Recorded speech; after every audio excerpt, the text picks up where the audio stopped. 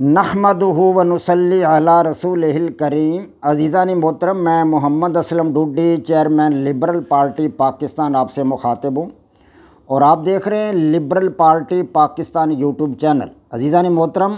آپ کو پتہ ہے کہ اس چینل کے توسط سے آپ کے سامنے لبرل پارٹی پاکستان کا منشور بیان کیا جاتا ہے، اور میں اسی مقصد کے لیے وقتاً فوقتاً آپ کے سامنے اپنے خیالات کا اظہار کرتا رہتا ہوں۔ عزیزان محترم، liberal party Pakistan YouTube channel آپ کا اپنا چینل ہے۔ میں توقع ظاہر کرتا ہوں اور امید کرتا ہوں کہ آپ اس چینل کو سبسکرائب کریں گے، لائک کریں گے، شیئر کریں گے، اور بیل آئیکن کو بھی دبا دیں گے تاکہ پارٹی کی طرف سے دی جانے والی معلومات اور گزارشات بر وقت آپ کے پاس پہنچیں، اور آپ کے دوست احباب اور عزیز و اقارب مکمل طور پر ان سے استفادہ کر سکیں۔ عزیزان محترم، آپ اس حقیقت سے بھی آگاہ ہیں کہ ان دنوں لبرل پارٹی پاکستان کے بینر تلے، اس کے سٹیج سے اور اس کے پلیٹ فارم سے آپ کے سامنے 7 قسم کے اہم ترین پروگرام پیش کیے جا رہے ہیں، جن میں سب سے پہلا پروگرام قرآن پاک کی تفسیر کا ہے، دوسرا پروگرام سیرت النبی صلی اللہ علیہ وآلہ وسلم ہے، تیسرا پروگرام ایمان اور اس کی شاخیں، چوتھا پروگرام میری کتاب جدلیاتی لبرلزم کا خلاصہ ہے، پانچواں پروگرام میری دوسری کتاب لبرل نظام حیات کا خلاصہ ہے جو آپ کے سامنے پیش کیا جا رہا ہے حقیقی آزادی کی صورت میں، چھٹا پروگرام میری تیسری کتاب لبرل نظام حکومت کا خلاصہ ہے جو آپ کے سامنے پیش کیا جا رہا ہے، ساتواں پروگرام میرا اخذ کردہ، تخلیق کردہ، وضع کردہ غیر الہامی مذہب ڈائلیکٹیکل لبرلزم ہے جو آپ کے سامنے پیش کیا جا رہا ہے۔ عزیزان محترم، اس وقت جو پروگرام آپ کے سامنے پیش خدمت ہے وہ میری تیسری کتاب لبرل نظام حکومت کا خلاصہ ہے جو آپ کے سامنے میں رکھ رہا ہوں۔ اس پروگرام کے تحت لبرل نظام حکومت کے 2 ایپیسوڈ میں آپ کے سامنے اس سے قبل کر چکا ہوں، آج تیسرا ایپیسوڈ آپ کے سامنے پیش خدمت ہے۔ میں اس سے قبل آپ کو بتا چکا ہوں کہ سیاسیات کا سیکولر تصور کیا ہے اور سیاسیات کا لبرل تصور کیا ہے۔ جی ہاں، میں آپ کو لفظ سیاسیات کا مفہوم بتا چکا ہوں، اس کے معنی اور مطلب بتا چکا ہوں، سیاسیات کی ڈیفینیشنز آپ کے سامنے رکھ چکا ہوں، اور سیاسیات کی جو ڈیفینیشنز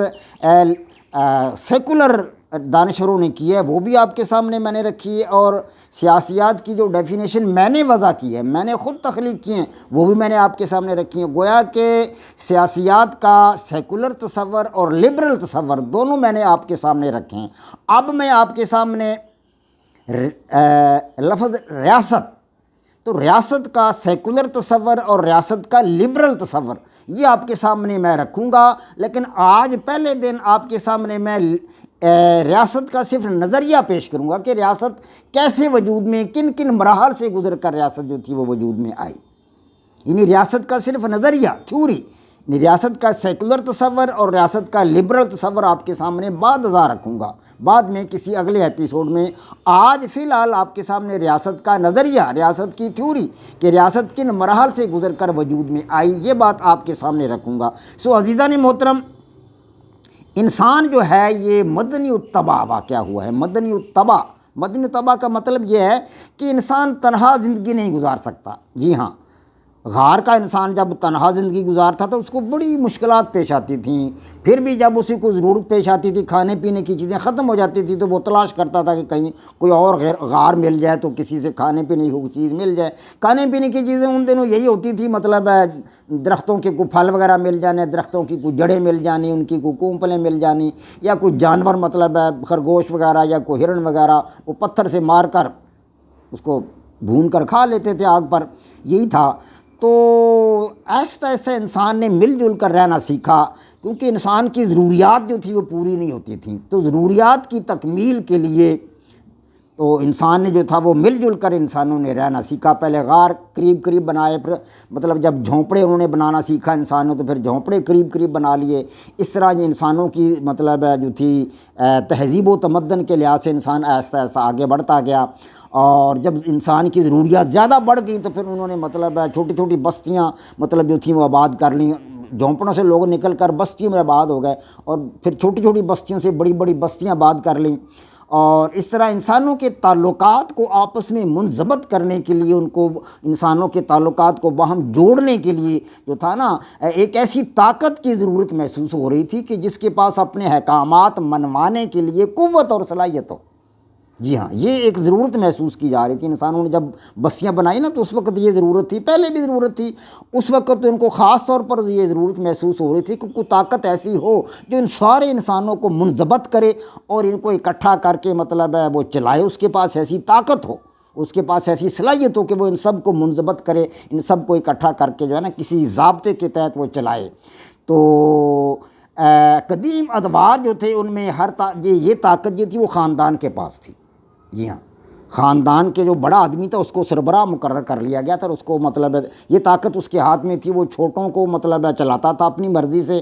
شکار کر کے لاتے تھے تو مطلب وہ چھوٹوں کو مہیا کرتا تھا، بڑا آدمی شکار کر کے لاتا تھا، جو دیگر بڑے اس کے ساتھ ہوتے تھے ان کو وہ ساتھ لے جاتا تھا، رہبری رہنمائی وہ کرتا تھا۔ تو یہ سربراہی سب سے پہلے خاندان کے ہاتھ میں آئی۔ تو خاندان سے مطلب ہے جب مطلب بڑے بڑے قبیلے بن گئے، خاندان جب پھیلے تو وہ قبائل بن گئے، تو قبائل کی سربراہی بھی کسی نہ کسی کو دی جانے لگی، اب قبیلوں کے سربراہ بن گئے، اب قبیلے پھیلتے پھیلتے بڑے قصبے بن گئے، تو اس طرح مطلب ایسا ایسا جو تھی وہ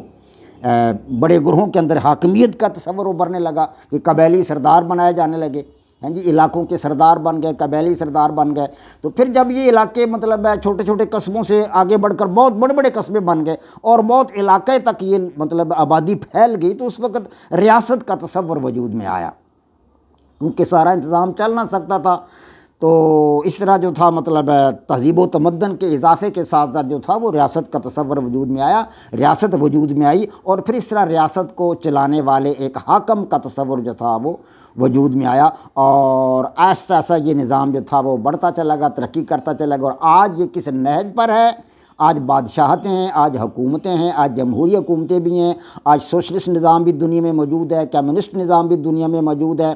جمہوری اقدار بھی دنیا میں موجود ہیں، اسلام کا نظریہ حیات بھی دنیا میں موجود ہے، دیگر جو نظریہ حیات ہیں وہ بھی دنیا میں موجود ہیں، کیپٹلزم بھی ہے، سوشلزم بھی ہے، کمیونزم بھی ہے، جی اسی طرح مطلب ہے بادشاہت بھی ہے، کنگڈم جو ہے وہ بھی ہے، آٹوکریسی بھی ہے، بہت سارے نظام آج تو دنیا میں وجود میں آ گئے ہیں، لیکن ریاست جو تھی وہ اس کا آج بھی تصور موجود ہے۔ ریاست کے بغیر آج بھی گزارا نہیں ہے۔ جہاں پر بھی کوئی نظام رائج ہے وہ کسی نہ کسی ریاست میں رائج ہے، کسی نہ کسی ملک میں رائج ہے۔ سو عزیزان محترم، یہ تھا